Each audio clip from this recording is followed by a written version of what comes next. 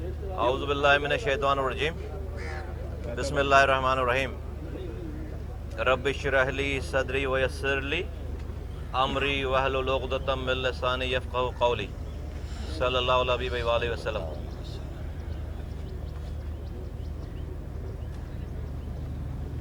پاکستان آج ایک بے یقینی کسی کیفیت میں، کسی کو نہیں پتا کہ اگلی صبح کیا ہونے والا ہے۔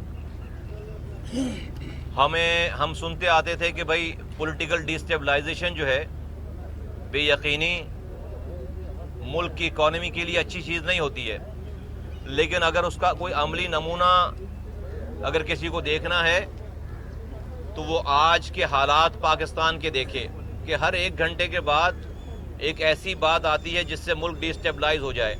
آپ کو پتہ ہے کہ اسٹاک ایکسچینج جو ہے وہ نقصان کر رہا ہے، کریش کر رہا ہے۔ آپ کو پتہ ہے کہ بزنسز جو ہیں وہ بالکل اسٹینڈ اسٹل ہو گئے ہیں۔ آپ کو پتہ ہے کہ نئی انویسٹمنٹ آ نہیں رہی ہے۔ آپ کو پتہ ہے کہ جو انویسٹمنٹ ہے وہ نکل کر باہر جا رہی ہے۔ ایسے حالات میں کون اپنا پیسہ لگائے گا، کون اپنی انویسٹمنٹ کرے گا؟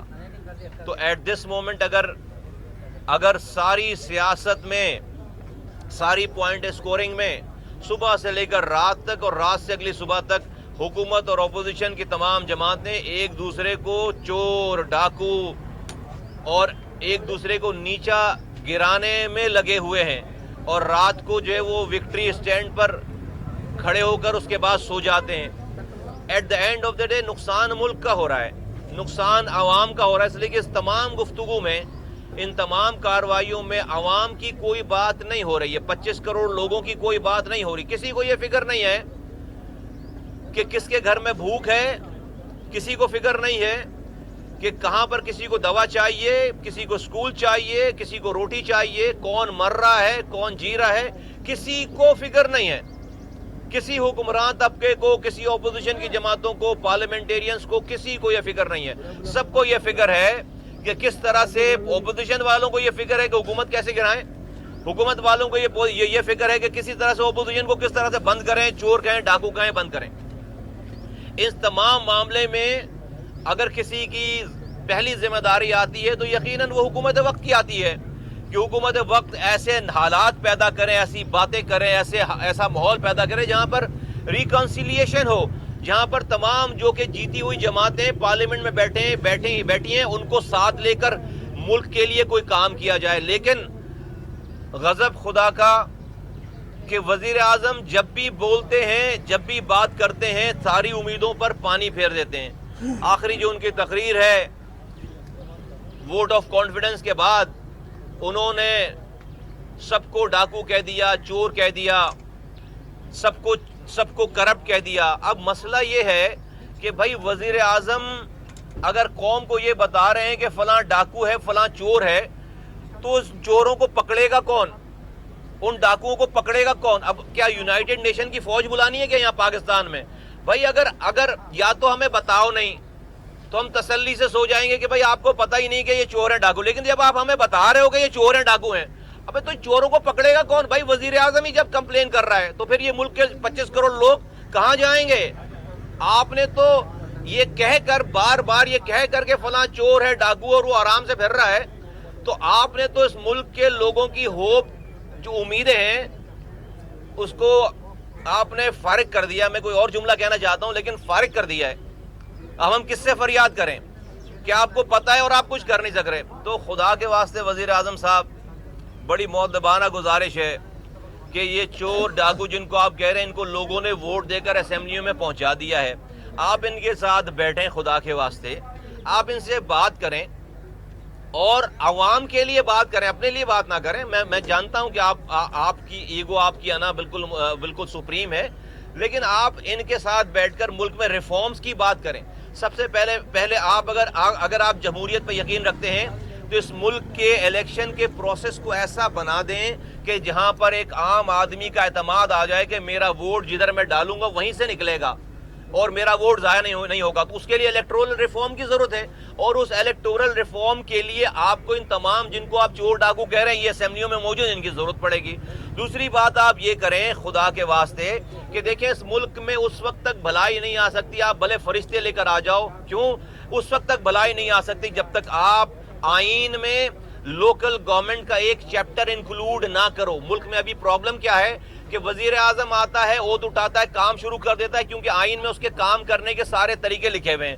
وزیر اعلیٰ آتا ہے، الیکٹ ہوتا ہے، آتا ہے اگلے دن سے کام شروع کر دیتا ہے، اس لیے کہ پروونشل گورنمنٹ کے سارے رولز آف بزنس لکھے ہوئے آئین میں لکھے ہوئے ہیں۔ مسئلہ کہاں آتا ہے؟ جب آپ کے پاس لوکل گورنمنٹ کا کوئی آدمی آتا ہے، اگلے دن سے اس کو پتہ ہی نہیں، اختیارات کی جنگ چھڑ جاتی ہے، مسائل آ جاتے ہیں کہ بھائی میرے پاس یہ ہے یہ نہیں ہے، اس لیے کہ آئین نے صرف 4 لائنیں لکھ دی ہیں آرٹیکل 140A، اس 4 لائنوں کو وزیر اعلیٰ پروونشل گورنمنٹ اپنی مرضی سے اس کی تشریح کرتے ہیں اور اس کے پاس کچھ بھی نہیں ہوتا۔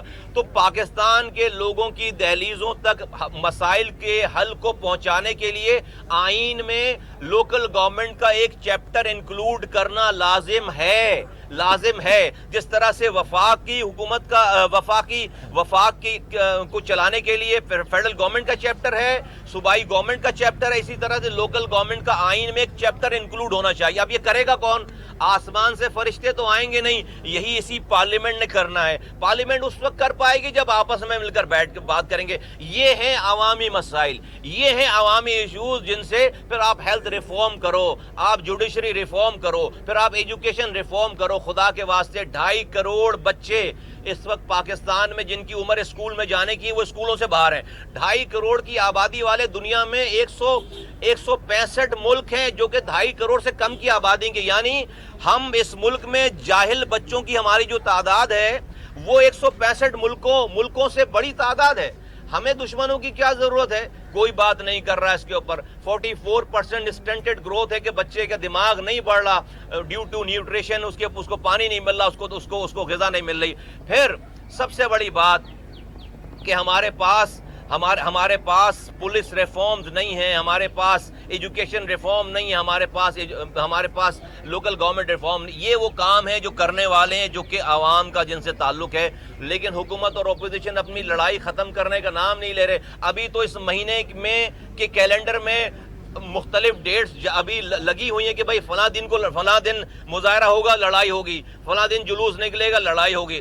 تو 2.5-3 سال ایسے گزر گئے اور اگلے پتہ نہیں 2 سال بھی اسی چکر میں گزر جائیں۔ ایک سیکنڈ کے لیے سوچیں، یہ جو بیوروکریسی بیٹھی ہوئی ہے، اس طرح کی حکومت، اس طرح کی حکمرانی کے اوپر یہ بیوروکریسی تو ایک فائل سائن نہیں کرے گی۔ ان کو نہیں پتا کہ بھائی آج ہم اس حکومت کی بات مانیں گے، کل کو پتہ نہیں یہ ہوں گے بھی نہیں ہوں گے۔ ہم نے یہ ایڈمنسٹریشن چلائی ہے، آپ کو اعتماد دینا پڑتا ہے۔ ناؤ ایک بات اور میں کرنا چاہتا ہوں کہ اتنا نادر موقع تھا کراچی کی جو پارٹی ہے MQM جس کے پاس 7 سیٹیں تھیں، 7 سیٹیں ہیں، ان کو وزیر اعظم کو اعتماد کا ووٹ چاہیے تھا۔ آپ کو پتا ہے کہ کتنی تھن میجورٹی ہے ان کے پاس، اس اعتماد کے ووٹ بالکل ان کو دیتے، لیکن وزیر اعظم سے ایک گزارش کرتے کہ وزیر اعظم صاحب ہمارے شہر کی آبادی کم گنتی گئی ہے اور آپ کی فیڈرل کیبنٹ نے ایک فیصلہ کر لیا ہے جو کہ اسی غلط آبادی کو انڈورس کر دیا ہے۔ خدا کے واسطے آپ کے ہاتھ میں ہے، یہ کسی پروونشل گورنمنٹ کے ہاتھ میں نہیں ہے، آپ کے ہاتھ میں وزیر اعظم صاحب اس ڈسپیوٹڈ آبادی کو ڈسپیوٹڈ رہنے دیں۔ فیڈرل کیبنٹ کے ڈیسیجن کو آپ جو ہے وہ معطل کریں اور 5% آئین میں جو آڈٹ لکھا ہوا ہے اس آڈٹ کو کروا لیں، کراچی کے لوگوں کا مسئلہ حل ہو جاتا ہے۔ یہ تو اتنی مناسب بات تھی، اور آرام سے وزیر اعظم سے اس موقع پہ جبکہ وزیر اعظم کو ایک ووٹ چاہیے، آپ کے پاس 7 ووٹ تھے، آپ یہ کام آسانی سے آرام سے کروا سکتے تھے، لیکن افسوس کی بات ہے وہی پرانی جو ہے وہ ڈیمانڈ لیس، وہی پرانی تقریر، یہ کام بھی، یہ موقع بھی ہاتھ سے جانے دیا، یہ موقع بھی ہاتھ سے چلا گیا، اور کراچی کے لوگوں کی غلط آبادی کے اوپر انڈورسمنٹ جو ہوئی بھی ہے وہ غلط ہی رہ گئی ہے۔ یہ بہت بڑا نقصان ہے کراچی کے لوگوں کا۔ کراچی کی آبادی اگر صحیح گنیں گے تو کراچی کی سیٹیں بڑھیں گی، کراچی کو پانی زیادہ ملے گا، کراچی کو پیسے ایجوکیشن کے زیادہ ملیں گے، ہیلتھ کے زیادہ ملیں گے، اور کراچی کی جو پاپولیشن ہے وہ اتنی پاپولیشن ہے کہ سندھ کی پاپولیشن کا آدھا انسان کراچی میں رہ رہا ہے، 50%۔ کراچی جو جیتے گا پھر وہ سندھ میں حکمرانی کرے گا۔ اس لیے میں سمجھتا ہوں کہ یہ جو آج کی نمائندہ جماعتیں ہیں ان کو یہ موقع تھا، یہ مسائل حل کر سکتے تھے۔ پاک سرزمین پارٹی لوگوں سے یہ کہنا چاہتی ہے ساری پارٹیاں فیل ہو گئی ہیں، ہمارے پاس ہی اس شہر کراچی سے لے کر کشمور تک اور کشمور سے کشمیر تک پاکستان کے لوگوں کے حالات کو بدلنے کا فارمولا ہے۔ ہم نے پریکٹیکلی شہر کو چلا کر دکھایا ہے، جو کہ 122 ملکوں سے بڑا شہر ہے۔ ہمارے پاس کام کی لیگیسی ہے، ہمارے دامن پہ کوئی کرپشن کا کوئی داغ نہیں ہے۔ الحمدللہ ہم پر الزام لگا سکتے ہیں، ثابت نہیں کر سکتے۔ اللہ کا شکر ہے ہم نے اس کراچی جیسے شہر کو بنا کر دکھایا ہے۔ آج ہمارے پاس یہ ریفارم کا ایجنڈا پورا موجود ہے۔ میں تمام پاکستانیوں سے کہتا ہوں کہ پاک سرزمین پارٹی کا ساتھ دیں، انشاءاللہ تعالیٰ اس ملک میں صحیح معنوں میں، حقیقی معنوں میں تبدیلی، جو کہ گھروں پہ لوگوں کے حالات چینج ہوں گے، انشاءاللہ تعالیٰ پاک سرزمین پارٹی ہی لے کر آئے گی۔ آپ کا بہت شکریہ۔ ہم کوئٹہ میں 19 تاریخ کو جلسہ کرنے جا رہے ہیں، انشاءاللہ تعالیٰ بلوچستان کے لوگ بڑی تعداد میں کوئٹہ کے جلسے میں انشاءاللہ تعالیٰ شریک ہوں گے۔ اچھا، 2.5 سال ہو گئے موجودہ حکومت کو، اور 2.5 سال سے ہم آپ سے بھی سن رہے ہیں کہ آپ وزیر اعظم کو یہ بار بار مشورہ دے رہے ہیں کہ اپوزیشن کے ساتھ بیٹھ کے کوئی پالیسی بنائیں۔ موجودہ حکومت کی پالیسی کوئی سمجھ آتی کہ 2.5 سال تو ہو گئے ان کو، وہ کیا چاہتی کیا ہے، حکومت کس طرح کر رہی ہے؟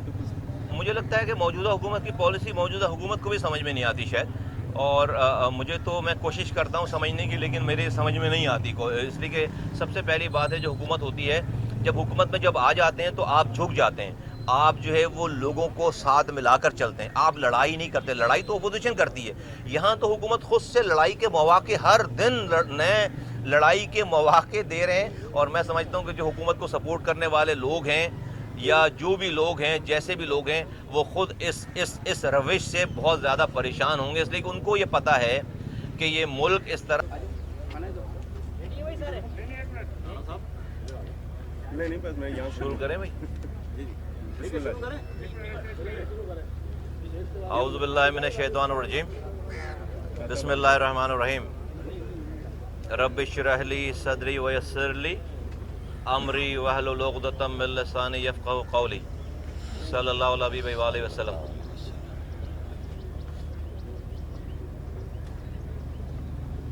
پاکستان آج ایک بے یقینی کسی کیفیت میں، کسی کو نہیں پتا کہ اگلی صبح کیا ہونے والا ہے۔ ہم سنتے آتے تھے کہ بھائی پولیٹیکل ڈی اسٹیبلائزیشن جو ہے، بے یقینی ملک کی اکانومی کے لیے اچھی چیز نہیں ہوتی ہے، لیکن اگر اس کا کوئی عملی نمونہ اگر کسی کو دیکھنا ہے تو وہ آج کے حالات پاکستان کے دیکھے کہ ہر 1 گھنٹے کے بعد ایک ایسی بات آتی ہے جس سے ملک ڈی اسٹیبلائز ہو جائے۔ آپ کو پتہ ہے کہ اسٹاک ایکسچینج جو ہے وہ نقصان کر رہا ہے، کریش کر رہا ہے۔ آپ کو پتہ ہے کہ بزنسز جو ہیں وہ بالکل اسٹینڈ اسٹل ہو گئے ہیں۔ آپ کو پتہ ہے کہ نئی انویسٹمنٹ آ نہیں رہی ہے۔ آپ کو پتہ ہے کہ جو انویسٹمنٹ ہے وہ نکل کر باہر جا رہی ہے۔ ایسے حالات میں کون اپنا پیسہ لگائے گا، کون اپنی انویسٹمنٹ کرے گا؟ تو ایٹ دس مومنٹ اگر ساری سیاست میں، ساری پوائنٹ اسکورنگ میں صبح سے لے کر رات تک اور رات سے اگلی صبح تک حکومت اور اپوزیشن کی تمام جماعتیں ایک دوسرے کو چور، ڈاکو اور ایک دوسرے کو نیچا گرانے میں لگے ہوئے ہیں، اور رات کو جو ہے وہ وکٹری اسٹینڈ پر کھڑے ہو کر اس کے بعد سو جاتے ہیں۔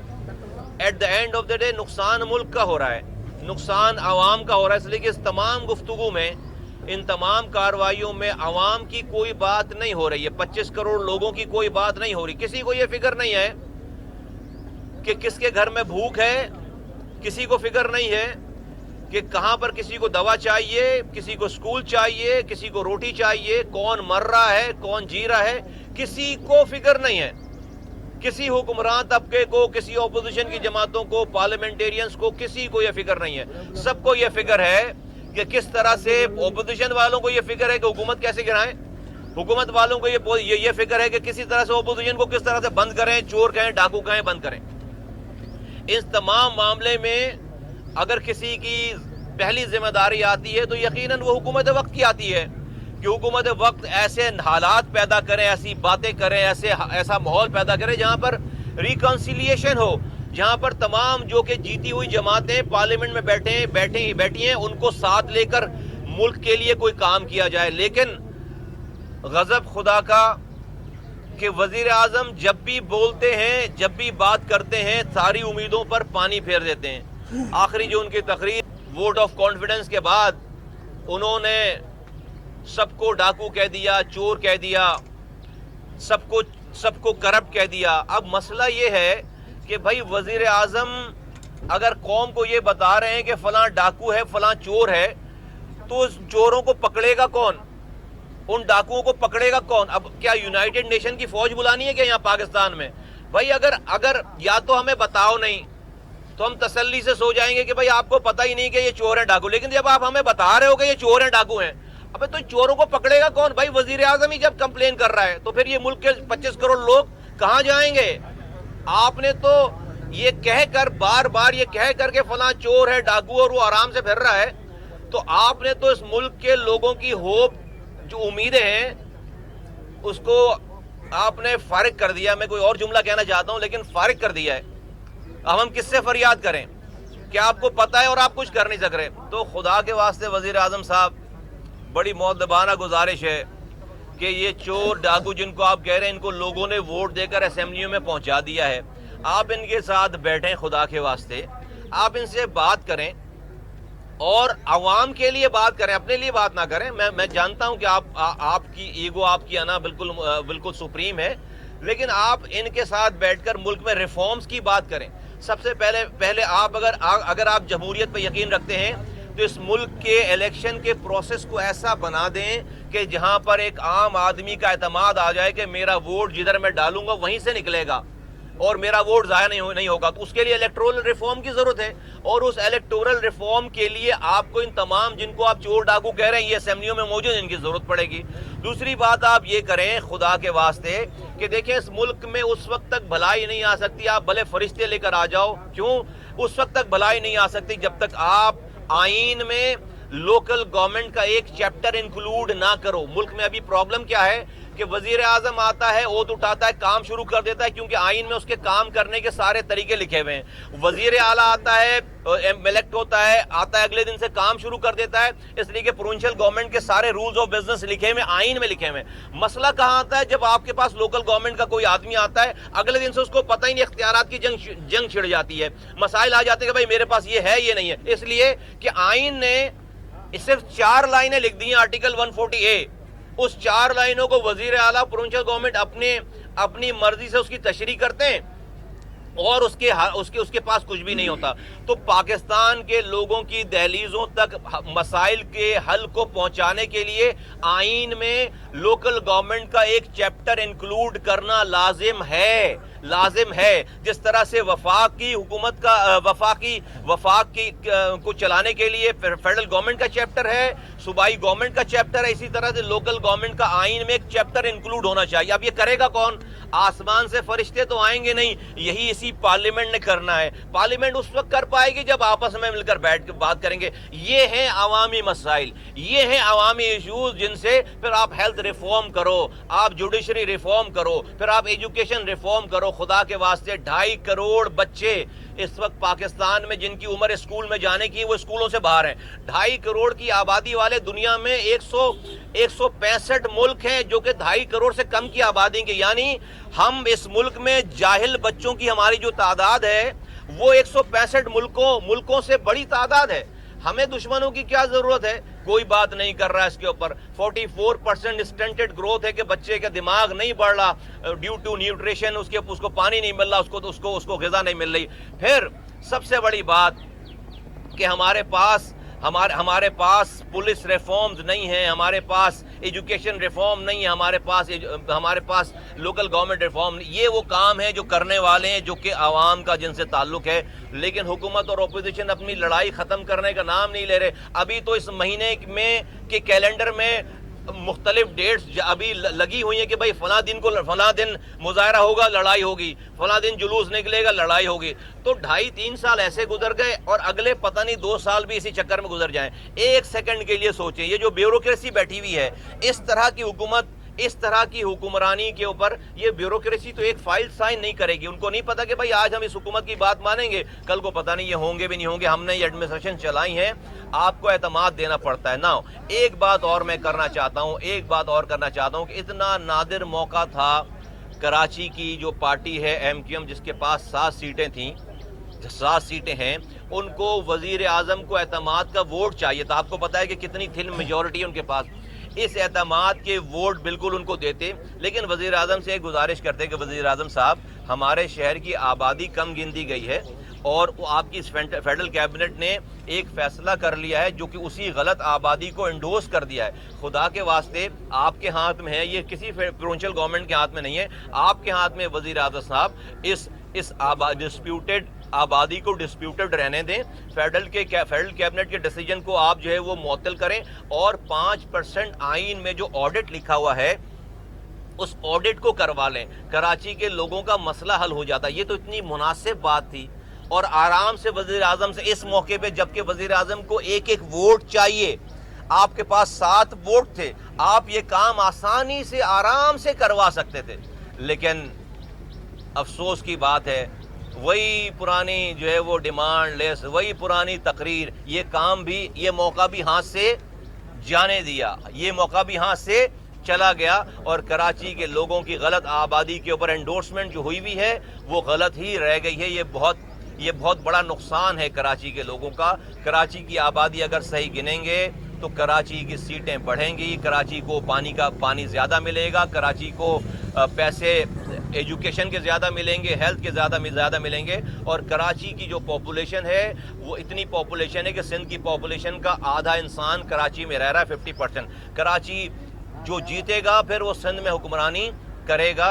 इसलिए मैं समझता हूँ कि ये जो आज की नुमाइंदा जमातें हैं, इनको ये मौका था, ये मसाइल हल कर सकते थे। पाक सरजमीन पार्टी लोगों से ये कहना चाहती है, सारी पार्टियां फेल हो गई हैं। हमारे पास ही इस शहर कराची से लेकर कश्मीर तक और कश्मीर से कश्मीर तक पाकिस्तान के लोगों के हालात को बदलने का फॉर्मूला है।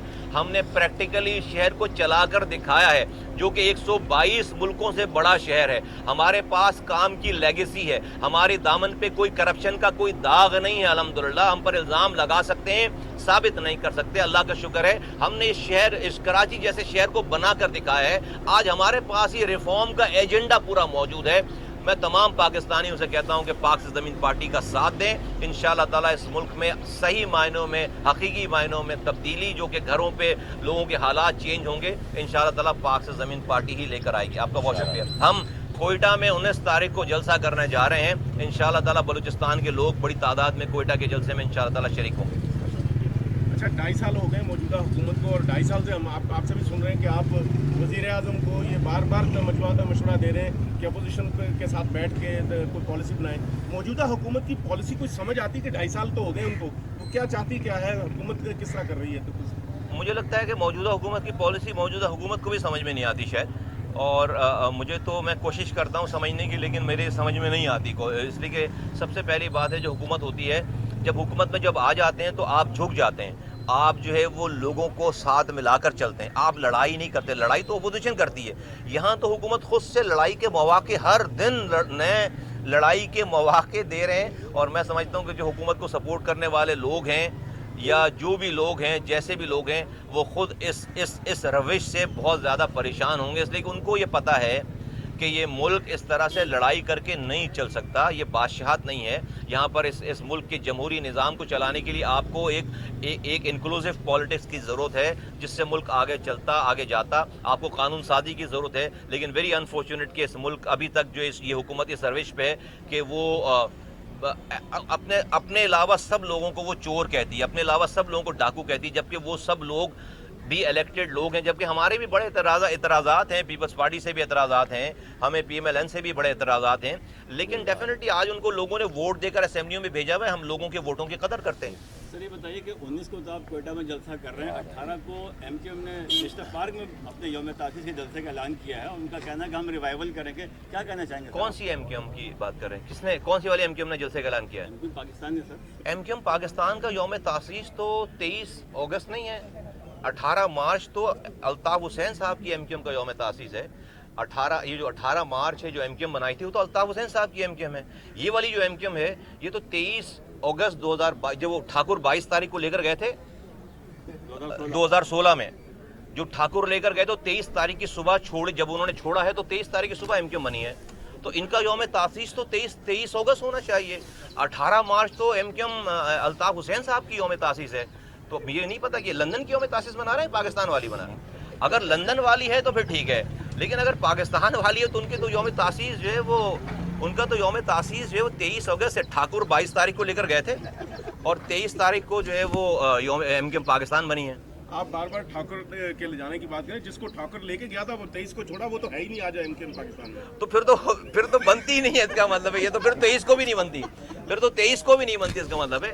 बहरहाल निश्तर पार्क तो में तो हमारी गाड़ियों की पार्किंग होती है, जब हम जलसा करते हैं बाग जना में, वहाँ पार्किंग करते हैं हम। थैंक यू वेरी मच, शुक्रिया।